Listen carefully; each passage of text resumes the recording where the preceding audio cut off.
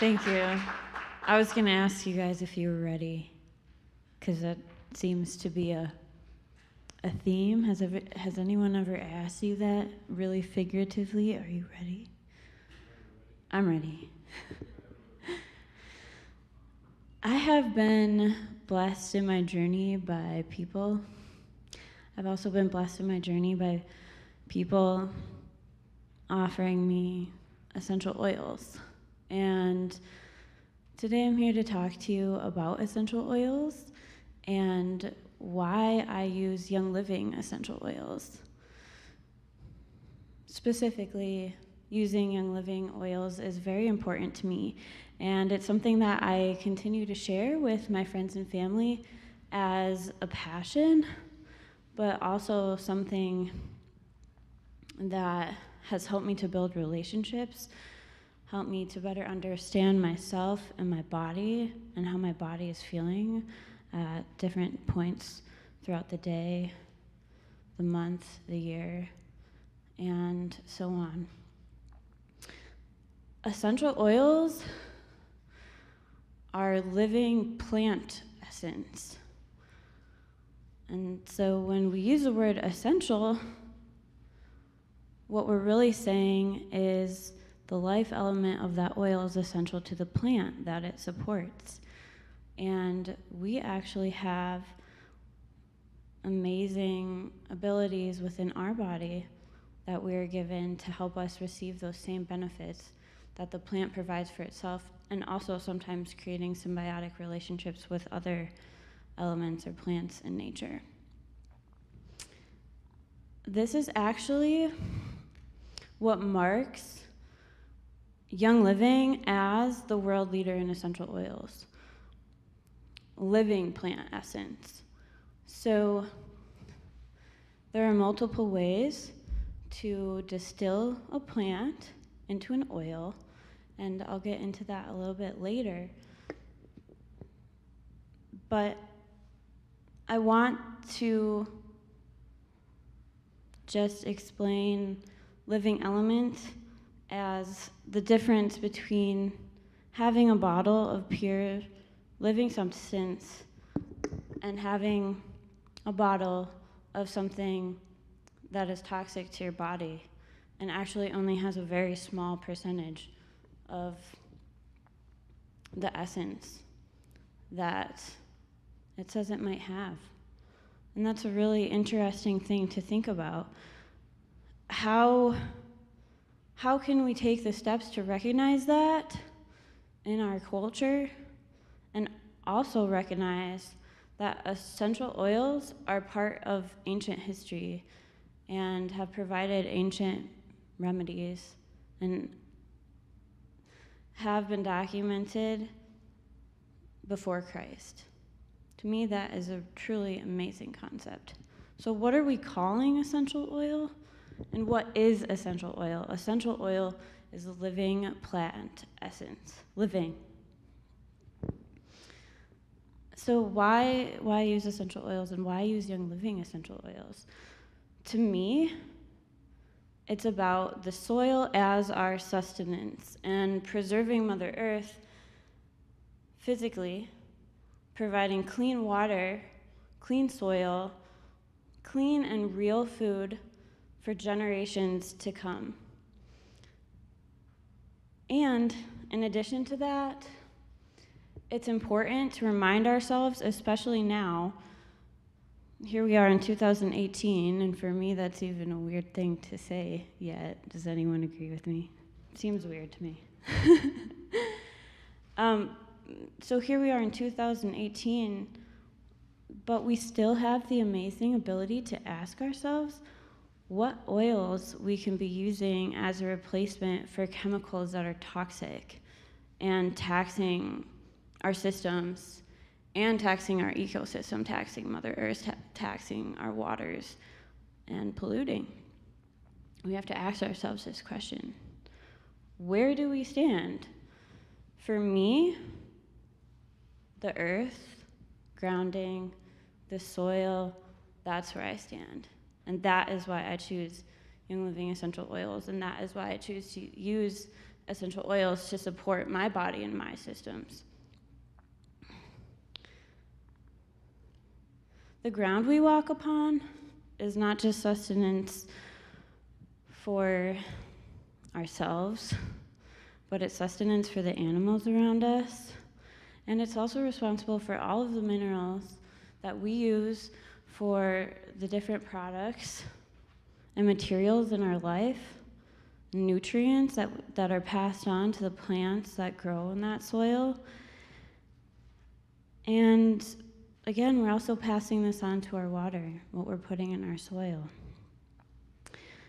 And that brings me to an interesting subject. What is it that we put in our soil, and what is it that we put in our products? And can we be assured of their purity? And the question is a constant question. We'll never have the same answer to it because there are a multitude of different ways to take care of our bodies, and everybody experiences something different. But something that I know is that I'm not okay with the fact that it's okay for a product to be labeled pure and only contain 5% of what it's labeled as. So that means the other 95% of that product can actually be solvents, toxins, that you don't know what they are. They don't have to be on the label, and so you actually don't know. So again, it's a resounding question that we have to ask ourselves at all times. So grade A therapeutic is made from organically grown plants and distilled at low temperatures. And this is true of Young Living. So again, at that low temperature, we are making sure that we're preserving the living element of the plant. Grade B oils are free but may contain synthetics, pesticides, fertilizers, chemical extenders, or carrier oils. Grade C oils are perfume oils that often contain adulterating chemicals. They usually use solvents. For example, hexane to gain a higher yield of oil per harvest. Solvents can be cancerous and are in many store-bought oils. They also can be diluted 80 to 95% with alcohol. Grade D is called floral water, which is aromatic only and is usually a byproduct of grade A distillation. After all the oil is pulled out, the leftover trash water is sold to companies which will fill 5% of the bottle with this leftover trash water, fill the rest with carriers, and label it pure.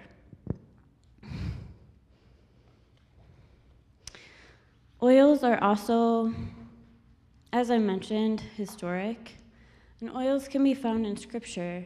And I found a really interesting passage today. I wasn't really expecting to find it because I feel like Ezekiel is not often spoke about, at least not in my personal studies. I'm interested to hear if anybody knows anything else about Ezekiel.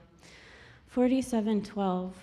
Along the bank of the river on this side and that will grow all kinds of trees and plants for food. Their leaves will not wither and their fruit will not fail. They will bear fruit because their water flows from the sanctuary. The fruit will be food, leaves, medicine.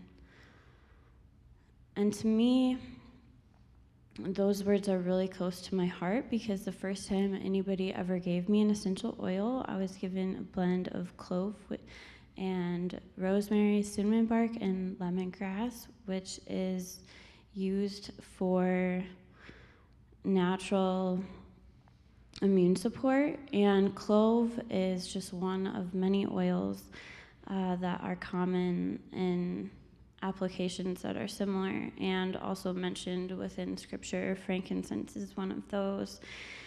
And and myrrh, obviously, the list goes on. And there are actually 12 different oils that come in the Young Living essential oil starter kit that I got about 2 years ago. And of course, when I first started using it, I didn't use it as much as I do now. So my first kit lasted me about a year. And I just want to go through that list to give you some idea of what types of oils influence my life and my body daily. Frankincense is one of the top skin oils, and it helps smooth the appearance of skin. And in addition to that, it has very powerful properties in calming inflammation in soft tissues, which I've experienced in my use of the oil, and I could talk more personally about that. Lavender is an oil of relaxation and calm. I'm sure that it's a popular one just to kind of talk about, or maybe you've used lavender before. There's lots of lavender scented items. It's popular because it really is that. It's calming and amazing. Peppermint supports gastrointestinal comfort. It promotes a healthy bowel function and enhanced healthy gut function, and it helps maintain your performance during exercise. Purification is a blend that can be used to freshen odors, but it's also great as a natural bug repellent. Thieves, I mentioned, is the blend where the main ingredient is clove as a natural protection for our immune system. And Stress Away is another blend that promotes wellness in general, and it's also very calming. It's very popular. Lemon is also good in natural cleaners and is also a natural immune support. Panaway is a blend that's used for care of minor aches and sprains. And Copaiba is one of my favorites. It's used for its anti-inflammatory properties. And there's also a few others that I can tell you about if you're interested. One of them is Digest, and one of them is Respiratory Care, or RC. You can actually go to youngliving.com and become a member with my member number. If you are interested in that, we can certainly talk about that as well. But before we actually want to make that lifestyle change, we have to ask ourselves a few more questions. We come into contact with so many household chemicals, sometimes over 300 in just personal care items, and that's just before breakfast. I mean, have you ever had an experience at the grocery store where you kind of look at something and you're like, what the heck is in this? I don't know. Sometimes you look it up and it's just a fancy way of saying this product is ultra refined. And other times it's a way for companies to disguise things. And sometimes they're protected by what's called trade secret. And all companies can find little loopholes like this where they're not telling us something about what's actually in what we're consuming, whether that be internally or topically as well. And so the difference in Young Living is, for me, really clear to see, but one of the reasons that they help preserve Mother Earth physically, like I was talking about, and promote clean water and soil and clean food for generations is because they actually track their seed from seed to seal, which means that they're tracking the origin of their seeds, they're tracking the quality of their seeds, they're making sure that it is organic, that it's not genetically modified, and they're making sure that they know the purity of origin. And that in itself is taking care of our soil. But then putting the care, the hands, the personal time and attention into that soil is another one of those reasons. So we can use essential oils as a replacement for chemicals, as I mentioned. And a lot of these chemicals are toxic and taxing on our system. So we need to ask ourselves another question: how do we feel? Sometimes we are taxing our systems and taxing Mother Earth without even realizing it. Fertilizer is yet another seasonal example, as chemicals that have affected birth rates of eagles and other birds of prey. But how is it affecting us? So that's when I take a step back and I center myself and I ask myself the question, why essential oils? Why young living? And the answer to me is always the earth, the ground that I'm standing on and walking upon. And I'm very, very grateful for that. I have one more passage to read to you, just to give you a little bit of an idea about how essential oils are made, because it takes a great deal of work to produce tiny amounts of essential oil. 60,000 rose blossoms provide only 1 ounce of rose oil. Lavender is abundant. 220 pounds will provide 7 pounds of oil. Jasmine flowers must be picked by hand before the sun becomes hot on the very first day they open, thus making it one of the most expensive oils in the world. It has 8 million hand-picked blossoms to produce 2.2 pounds of oil. A sandalwood tree must be 30 years old and 30 feet high before it can be cut down for distillation. And these are just examples of why we can challenge ourselves to replace our household chemicals with essential oils, because we're honoring the nature that creates that product, and we're honoring the soil by doing so as well. So we commonly make changes to our schedules, our cycles, the products that we use because of what we think might be healthy. But something that I wanted to let you know is that in order for a toxin or chemical or additive to be taken off the market, it must be first proved harmful in the court of law. So that means that a chemical or additive can be used. If nobody knows that it's going to harm you, then it can go in your product. It's not until it's brought to the court of law and proven that it's bad for you that it then can legally have bans or be taken off the market, which I find very interesting to me. I always thought it was the other way around. And when I did my senior project, I don't want to do math right now. It's not hard math, but I graduated in 2008. I did a semester project on additives, and that's where I found some of the information about the FDA regulations and how we can actually go about taking chemicals off of the market, and it's actually a true challenge.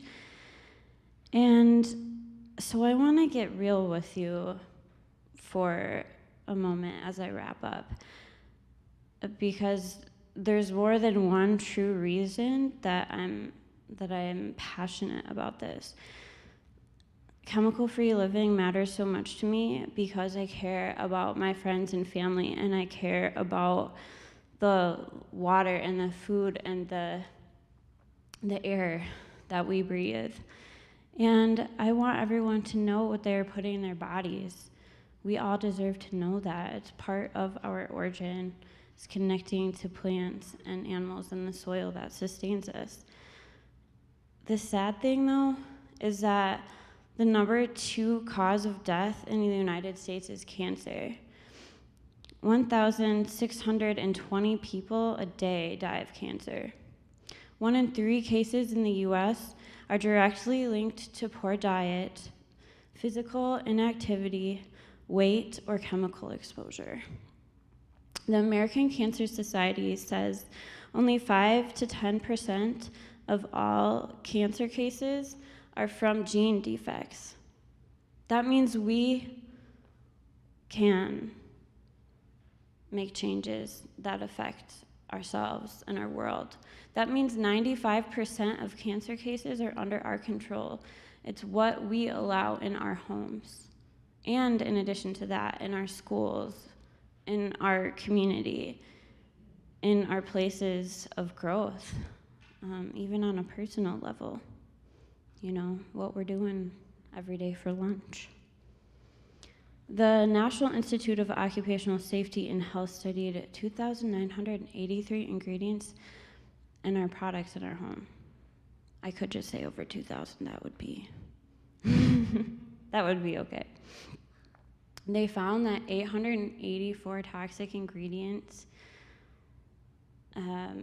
were within those 2,000, and 778 of them were toxic to the human body. And over 140 of them, they knew, caused cancer tumors, but were allowed in the United States, even though they were banned in other countries around the world. So that's a time when I step back. Many of these chemicals are allowed in cleaning supplies in the United States, things under your cabinets right now. And 26 seconds after exposure, chemicals are found immeasurable amounts in the human body. And the umbilical cord, I'll add to that. And so, you know, I know that's really intense to think about, but that's why it's important to me to be real about it, because it's something that allows me to be passionate about it, because the change that is required to keep sustaining our soil it's very, very big. It's huge. A lot of effort. It's going to take the effort of all of us, really. And so I want you to join me in that. And you can control most of what you're exposed to. You have to remember that you're the gatekeeper to your own home. So let us be a steward to our bodies and to our earth. Let's support our systems, both in our bodies and within the ecosystem. And lastly, and again remembering scripture, there are oils in the house of the wise. Thank you so much for listening to me, and if you'd like to see me for essential oil goodies and information on how to become a member in maintaining our earth and our bodies, please see me.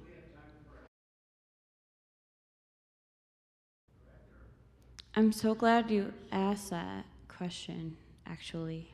My understanding of the question is, what is the difference between a tincture or using an herb to make a tincture that's ingestible? How does that differ from an essential oil, and are essential oils consumable?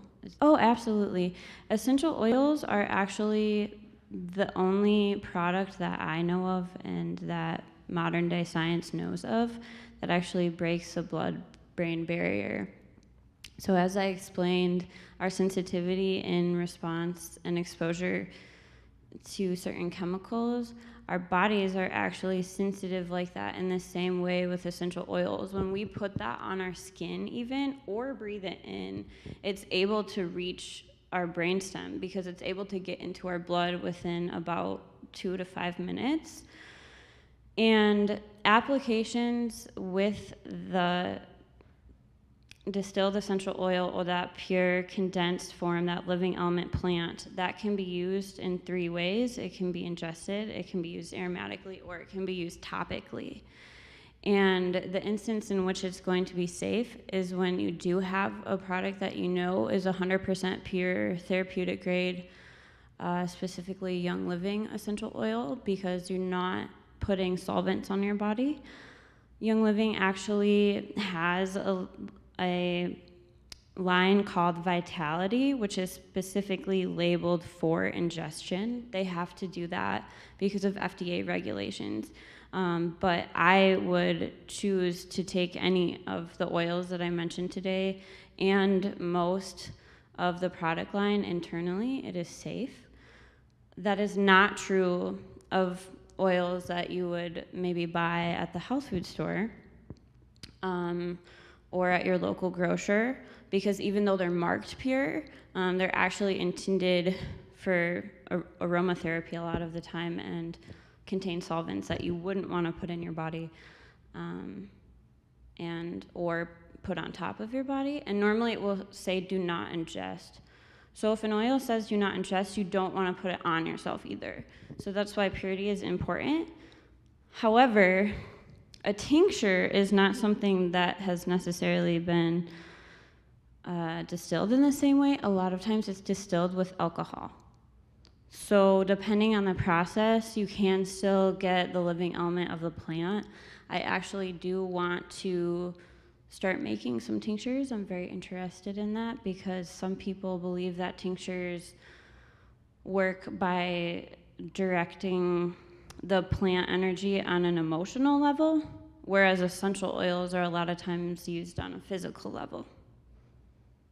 But I love making herbal teas, so that would be another example of a time that we can take an herb and warm it versus boiling it. So whenever I'm making medicinal tea, I'm always gonna make sure I don't ever boil that. It's very important that we keep the temperature low.